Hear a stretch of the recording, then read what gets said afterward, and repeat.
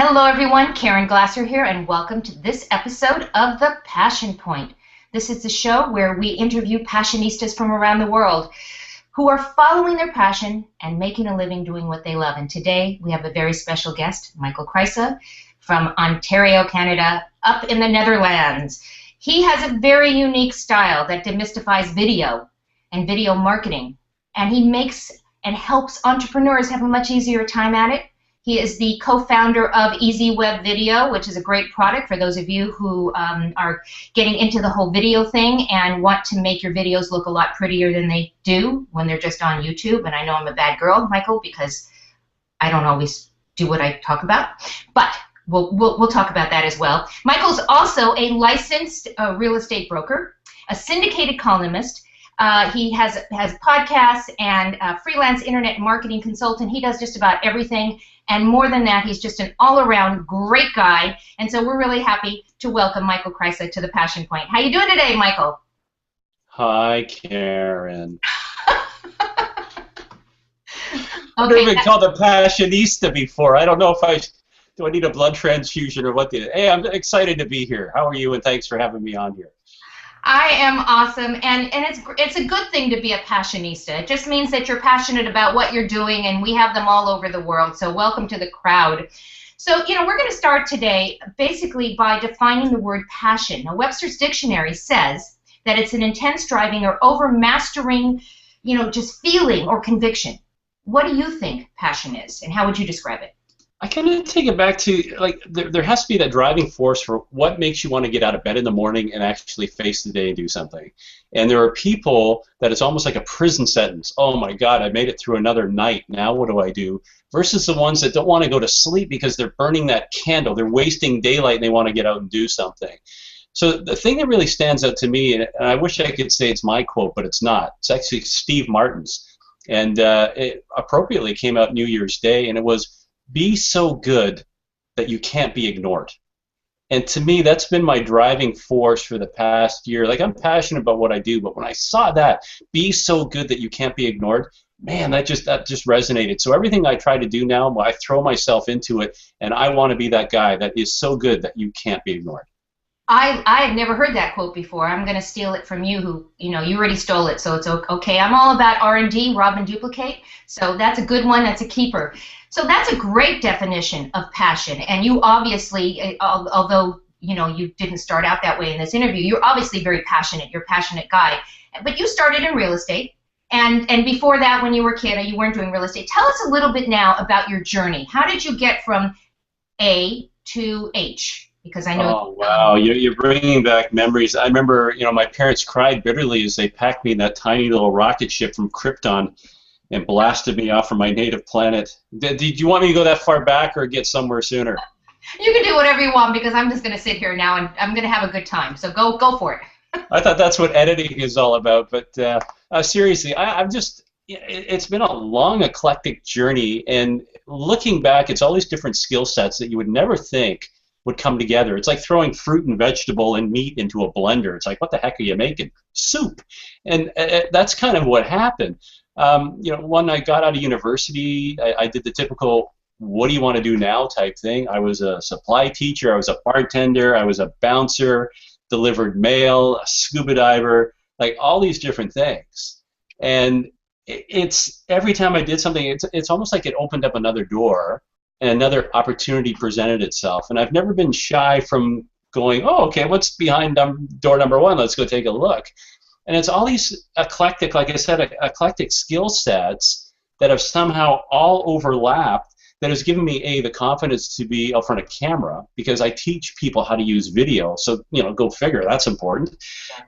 Being able to articulate a message with passion, because I really sincerely believe in what I do, but more importantly, what I do helps other people.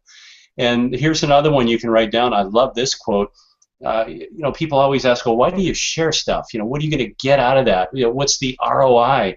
And the thing that resonates with me is a candle loses nothing by sharing its flame. And if you can share what you have and it sparks other people, that's where real creativity comes. When you've got that, let's call it that blossom or that spark of an idea, and people take that and run with it, and before you know it, you have a flame that's changing the world. That is my mission right now with video, helping small business. I know I'm rambling a bit, but man, when it comes to doing video and what I've seen it do, even what we're doing right now, this is video. This is TV. You and I are doing live TV. Exactly. I mean, how cool is that? It is so cool, and if people only realized how easy this is to really get your message and who you are and your personality out into the community and create those relationships. I know you agree. I mean, this is your entire life. It's all about creating that aura of know, like, and trust. And when people see you on TV, it could be, as something as small as their little iPhone. But our brains can't make the quantum jump from, oh, this is an iPhone, this is a computer screen, this is a kick-butt-wide TV screen.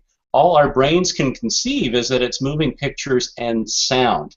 And since we're the purveyor of that information on that medium, we become perceived as that authority, or what I like to call the celebrity authority, in whatever niche we're trying to implement ourselves into as being that authority. Does that make sense? It totally makes sense. So what do you tell the people, because I already know what I tell them, when they say, oh, I hate the way I look on video? What do you tell them? I say, guess what? You're ugly. Get over it. I mean, what are you going to say? You're beautiful? I mean, deep down inside, yes, you are. Up front of the camera, you're a pig like me. Get over it and have fun. Exactly. Here's the thing. People will resonate with you, the authentic, and in Karen's world, the passionate you. They don't want a cheap knockoff of what you think you should be. They want you to show up because they're looking for authenticity. And if you can just be yourself because everyone else is taken, man, you're already 90% ahead of the game. Oh, I so agree with you. I just go and tell them, you know what, you look like you look. You look exactly how people see you. That is exactly how you look, and exactly, get over it. Yeah, and that's what paper bags are made for. So, I mean, there's always that as an alternative. You are hysterical. You are absolutely hysterical. I want you to be on this show every single week because you're just going to completely crack me up. Let's talk a little bit about failure, though, because a lot of people get caught up in, I don't want to fail. I'm on this journey, and I don't want to try something because if I fail, I'm going to feel bad about myself. I know that all of us who have been successful in what we do, we have failed a gazillion times. How about you, Michael? That whole idea of failure, I mean, we've heard this before a million times. There was the invention of the light bulb, Edison, the story that you don't hear, the really cool backstory of the light bulb. He already had the prototype done. Let's pretend this is my light bulb. And when they were getting ready to test it, he gave it to one of his subordinates to carry the bulb. They're running through the lab. They're going to set it up and do the test. The guy drops the bulb. Drops the only prototype for the bulb. So they have to go back to the drawing board and make another one, which took, weeks, months, however. They've got bulb number 2 ready to go to test. Who does Edison give it to carry? He gives it back to that guy. And they're looking at him saying, are you, like, old man with a beard, are you a fool? What are you thinking? He says, who do you think will take more care of that bulb than anyone in the room other than this guy?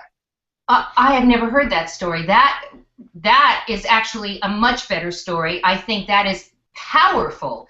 Where do I find that? Where did you read that story? That is powerful. I'll get you a book, and of course now I could be making this up, and now I got to make up the book that I made it up from. It's a story about Edison, Ford, and all the early thinkers. And there's a guy that did the interview. I'll find it to you, and we can put it in afterwards. But he interviewed all these great thought leaders, and all their lives intersected. And that was one of the stories about Edison. There's stories about Ford. I'll get the book and I'll send you the title. But it was just such a wealth of information about all the backstories about what was happening, how the tire came to change the world, what was happening when Ford was nearly bankrupt, all this stuff you never heard of. So all these guys, all these leaders, it's not like they woke up one day and said, well, today I'm going to be successful and make $1 gazillion. No, they fall down. But the thing, I think, between a leader, an entrepreneur, and a wannabe is an entrepreneur gets up and goes, okay, I see what I did. What can I learn from this? And let's move forward. Versus, oh, the sky is against me. I'm just going to sit here and wallow in self-pity. I totally agree, and that's the whole Napoleon Hill, Think and Grow Rich, and that actually is a challenge for a lot of people because they actually think, well, what do you mean? I'm just supposed to think it, and it's just gonna happen, and there's that missing piece in between. But he also did all those interviews with Ford and all the different individuals that. So I'm very curious. I'll be waiting for that book title, and I'm sure that our listeners are going to want to hear about that as well. A friend of mine is Andrea Walt. She wrote a book called Go for No with her husband Richard Fenton. Are you familiar with that book? Go for No? I'm going to say yes, but no, I've never heard of it before. Well, it talks exactly to what you're talking about, and that is just failing your way to success. And I don't like the word failing either. However, it's just picking yourself up, as you said, as an entrepreneur, dusting yourself off and keep going and moving forward, and using your experiences to propel you forward. What do you think about that, and using your experiences? Let's look back to when you were born. You're a baby.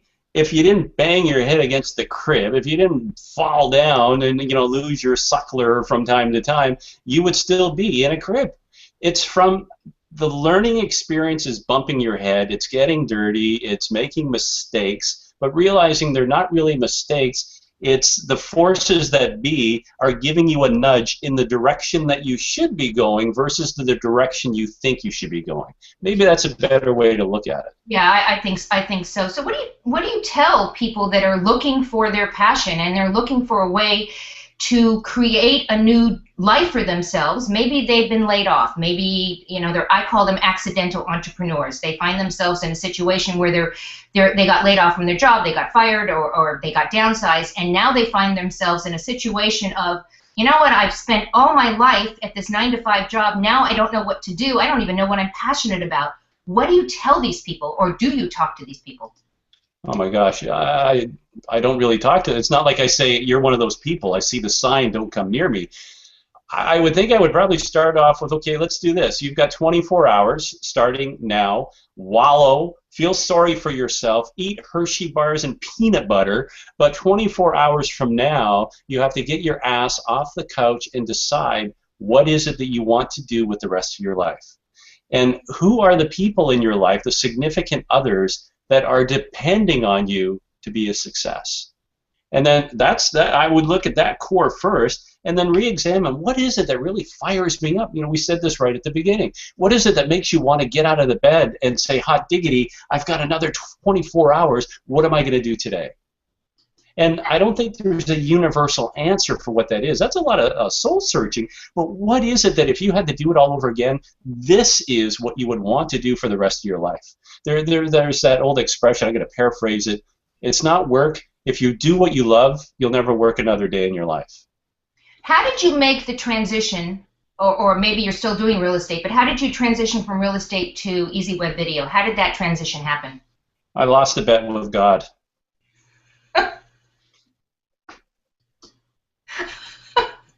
Okay, and after that? All right. Well, after he cashed in his chips, yeah, exactly. I made the transition from doing podcasting. I had one of the first podcasts in the real estate space. And then about 4 or 5 years into that, a buddy of mine, Mike Stewart, pulled me into this video thing, kicking and screaming. And he says, look, I'm doing a workshop in Atlanta. I want you to come down, be my guest. You just have to get your hairy butt down here. And we're going to teach you how to edit video. And I thought, cool. This is right on the cutting edge. So my wife and I go down there. I've got my laptop computer, and there's 30 people in the room.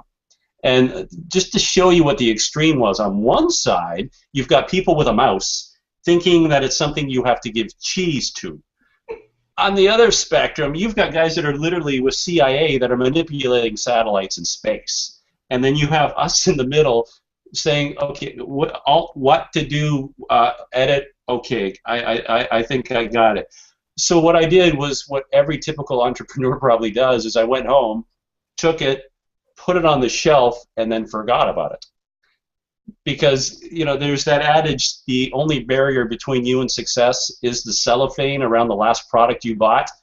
I do that on occasion. I buy the stuff with every great intention of using it, like the hair restorer and all that other stuff. I just don't get around to using it. Right? Oh, that's the reason. Okay. Yeah, but my armpit hair, huge, but I don't want to show that off here. So we were on a trip to the Grand Canyon, and I was getting ready to launch my first digital product.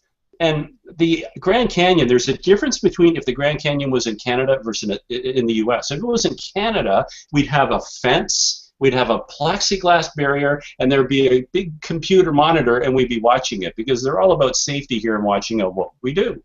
In the U.S., you actually have signs over the edge of the Grand Canyon that they want you to read because I think that's a form of birth control in the U.S. Completely different mindset. Right? But the point is, when I was there, I was so inspired that I said to Diane, if we had that camera, I would be hamming it up right now. And she reaches into her backpack, and she pulls out this little Sony camera, and she goes, "This one?" And from that point forward, a ham was born. And it was just, I was motivated by the surroundings. I had a message that I wanted to share. And getting back to what this whole, archetype is, it was all about the passion and having to get it out there. I love that. That's a great story. And so you took that leap, and out came Easy Web Video. So tell us, what does the product do? Because I alluded to it earlier that I was a bad girl, that I don't. A metaphor of being on the Grand Canyon and taking a leap. Yeah, I like that one. I didn't take the leap. Let's just say I took small steps along the edge. But how Easy Web Video came to be is I was at, again, Mike Stewart had a marketing event in Atlanta, and I was there with about 300 other people. And I happened to be sitting at a table with another fellow Canuck. And once we started talking, he had probably one of the first video players, online video players, that would take your video, convert it into Flash, which basically takes video, compresses it into a format that would allow it to play on the web. And we started a dialogue. And we kept this going for 7, 8 years. And I would say, hey, can we take your product and do this? Hey, what if we added that? And the whole idea was I wanted it to do things that I needed it to do, and easy, because I'm not a tech guy. And so I told him, if it's complicated X, whatever, I don't want to know. But if it's a matter of copying and pasting this, I'm in. And it just kind of morphed from there to, I ended up becoming a partner. I bought into the company 2 years ago, and hence Easy Web Video was born. And it was revolutionary. It was basically one of the first of its kind. And it allows people to take their videos and make them pretty, right? So you shoot a video, it's on your computer, magically the fairies have to come lift that video off your computer and get it onto the internet for people to see. We're that, I don't want to say we're the fairies, we're the pixie dust, we're that interface that will take the video, compress it into a format that, one, will play quickly on the web, two, that will play on all these devices, because right now 60% of all traffic is on mobile. So that's key, that people can access your information that you're sharing. It puts it onto a hosted server, and then it adds all kinds of effects like clickable images, lead capture forms, the ability to put your video right into WordPress or to put it onto YouTube. There's all these things that are built into the functionality of what we've done. But in a nutshell, it's taking your video off your computer and putting it up for the world to see.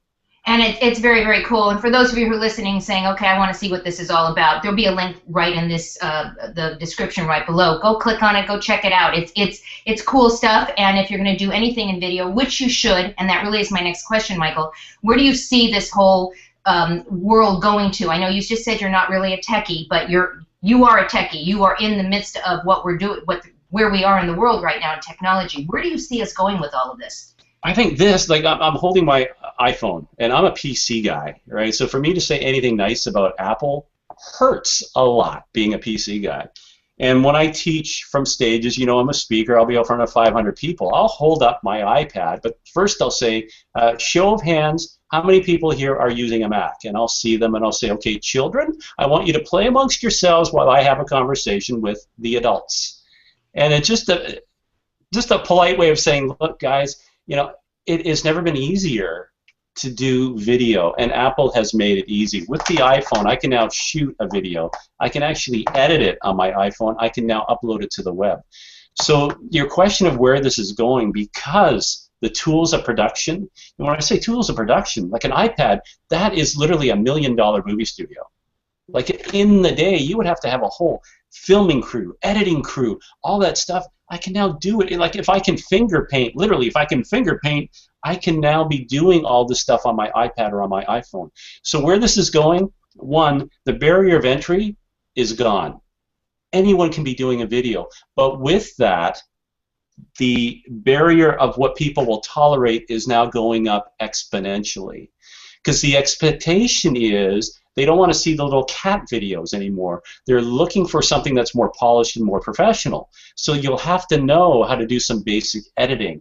You'll have to know, and even though I'm making the faux pas here, you'll have to have some decent lighting, decent microphone for sound, because people will forgive a shaky video, but if they can't hear it, they'll disengage within the first 5 seconds. So there's these things that you'll need to know moving forward, that yes, I can do a video, but making one that people will actually want to watch, that barrier will be going up. So what I'm saying to the people that are watching us right now, you got to get out there now, get your feet wet, fall down, make your mistakes like we were talking about, and start honing this skill, because where it's going, the estimation is by 2016, 70% of all mobile traffic will be video, which means 70% of the population will be walking in a stupor watching video. It has to be your videos. I 100% agree, and also the studies tell us that people will watch video up to 2.5 minutes on your website or wherever it is, and less than 10 seconds in static text. Now think about that for a minute. I mean, that's just crazy, crazy statistics.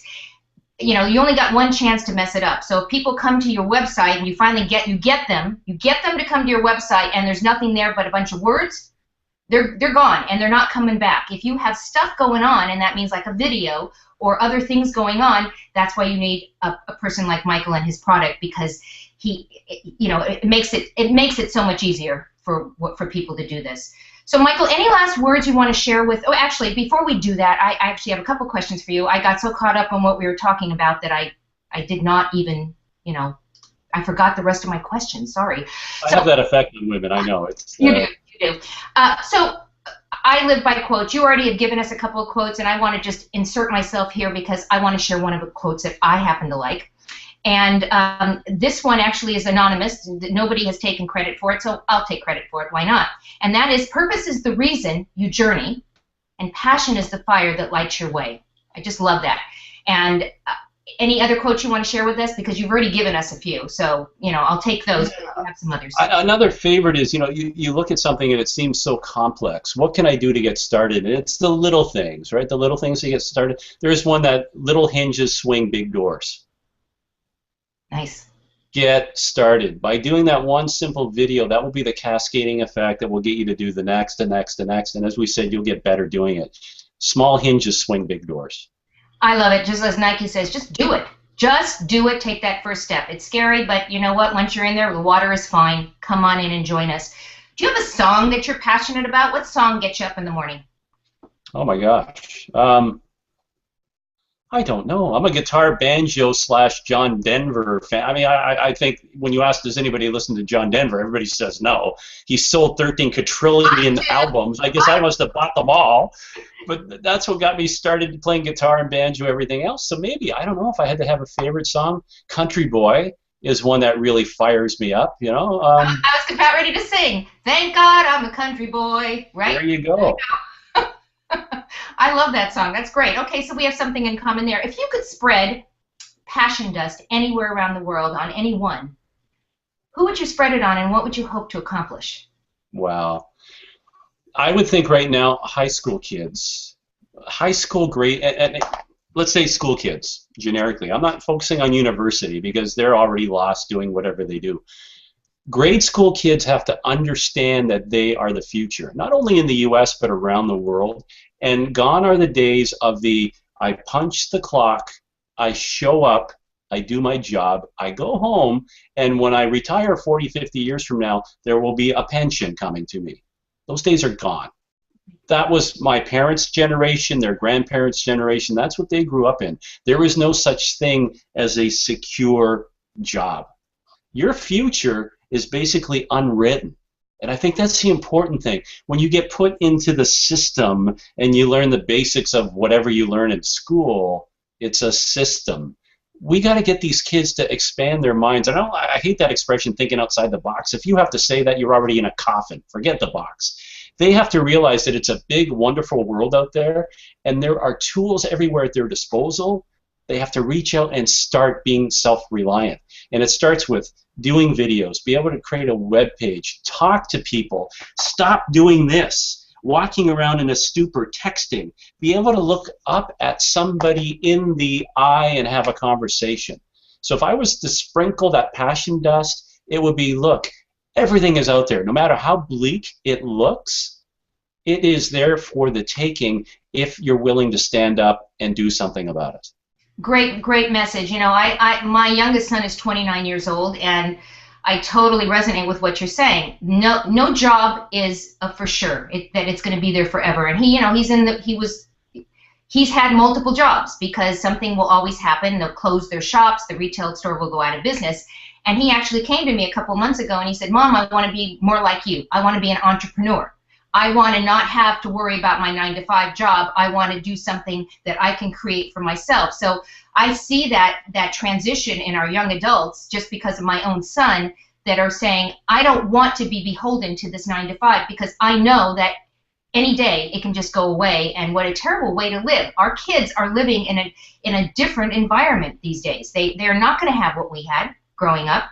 They're going to have to work harder for it, or they're going to have to figure out a way to do it on their own and not depend on the 9-to-5. Would you agree? Oh, absolutely. You know, when you mumble around saying, oh, I hate this a-hole that I worked for. Well, when you're self-employed, you are the a-hole, so you work for yourself. So, I mean, that's the benefit there. But I think part of it, you know, we've talked about, you know, the tools of production right now. It's there. Everything they could possibly need to start a business. It's not like in the old days where you had to rent an office and have a typewriter and a secretary and all that stuff. Everything you need is at your fingertips. Well, I know you do. I sit in my home office in front of my computer all day long.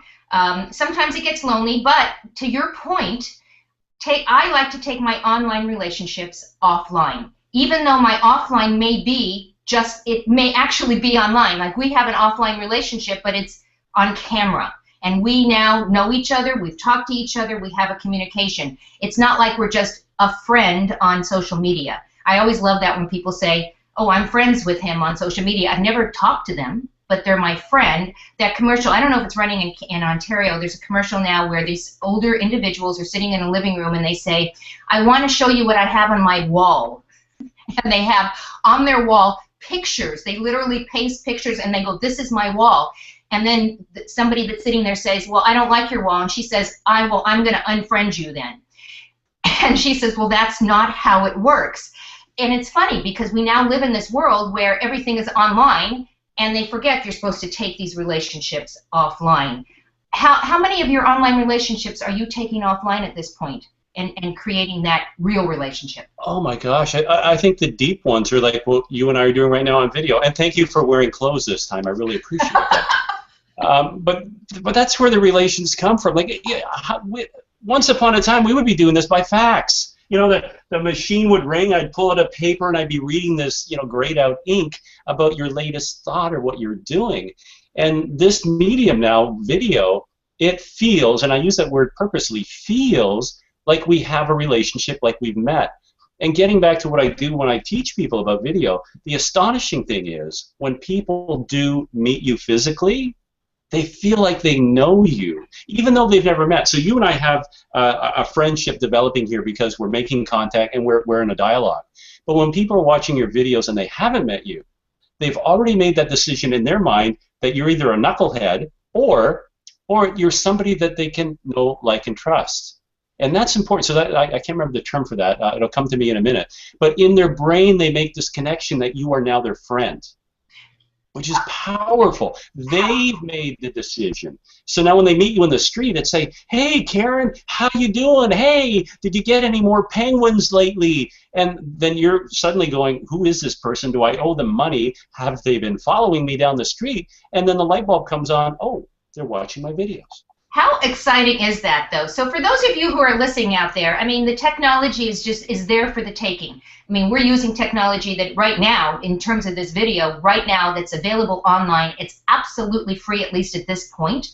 I don't know where, you know, Google's going to go with all this, but right now it's absolutely free. You can do this too, and then you can connect with Michael later to make those videos, you know, sing and have bling and be out there.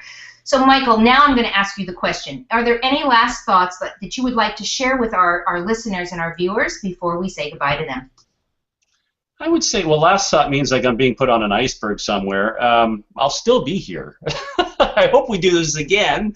I would say that the parting thing would be you have everything it takes, and not to get metaphysical and whatever, but if you look at a seed, like a little acorn, right? You look at the acorn, and you look at this big, beautiful, gnarly tree that's like 200 feet tall. The tree didn't know what it was doing, but it was all contained in that acorn. I would wager that everybody watching this right now is like that acorn. They have everything it takes to be that 200-foot tree, but the first thing they need to do is plant themselves, because that's what a tree does. It takes roots. Get focused on what you do, what you want to do, and just get out there and start doing it. Great, great message to our listeners. Thank you so much, Michael, for being on with us today on the Passion Point. We really do get so much information and so much knowledge and so much emotion from the individuals that are on the show. So I want to thank you for taking time out of your day. And I want to thank all of our listeners and our viewers for watching today, because we know you have a choice as to what you do with your time, and we are so appreciative that you chose to spend it with us. And so make sure today that you go out and give someone an awesome day, and we'll see you next time on the next episode of The Passion Point. Have a great day, everyone. Bye-bye.